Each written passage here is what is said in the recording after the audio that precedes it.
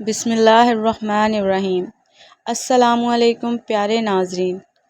دوستو، اگر آپ میرے چینل پر نئے ہیں تو پلیز میرے چینل کو سبسکرائب کر دیں، ویڈیو کو لائک کر دیں، شیئر کر دیں اور ایک پیارا سا کمنٹ کر دیں۔ وہ لوگ جو کہتے ہیں کہ اللہ تبارک تعالیٰ مرنے کے بعد لوگوں کو کیسے زندہ کرے گا، تو یہ واقعہ ان کے لیے عبرت کا باعث ہے۔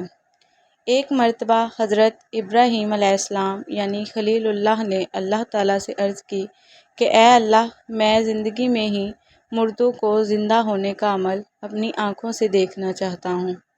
تو اللہ تبارک تعالیٰ نے ان سے فرمایا کہ کیا تجھے اس بات پر یقین نہیں ہے؟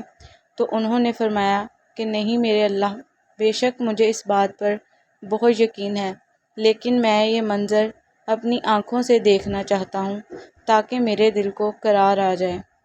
تو یہ بات سننے کے بعد اللہ تبارک تعالیٰ نے حکم دیا کہ ٹھیک ہے، تم 4 پرندے لے لو، ان کو پال لو اور خوب ہلا ملا لو، اور اس کے بعد ان 4 پرندوں کو بھی پہاڑ پر ٹکڑے ٹکڑے کر کے یعنی علیحدہ علیحدہ کر کے سبھی پہاڑوں پر رکھ دو، اور پھر اس کے بعد تم ان کو حکم دینا کہ میرے پاس آ جاؤ، تو یہ تمام پرندے زندہ ہو کر تمہارے پاس آ جائیں گے۔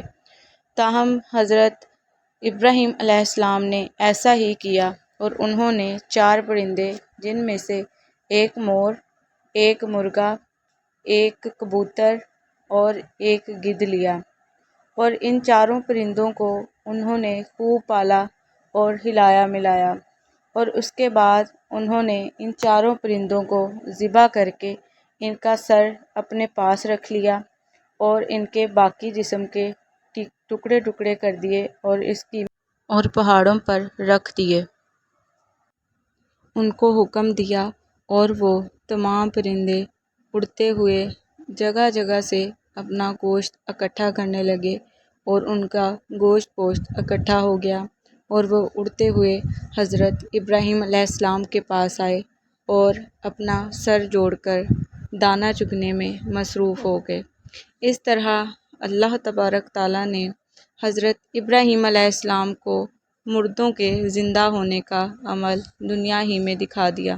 اس طرح حضرت ابراہیم علیہ السلام کے دل کو قرار آ گیا۔ تو دوستو، بے شک اللہ تبارک تعالیٰ ہر چیز پر قادر ہے۔ تو دوستو، اپنا بہت سارا خیال رکھیے گا، دعاؤں میں یاد رکھیے گا، اور چینل کو سبسکرائب کرنا مت بھولیے گا۔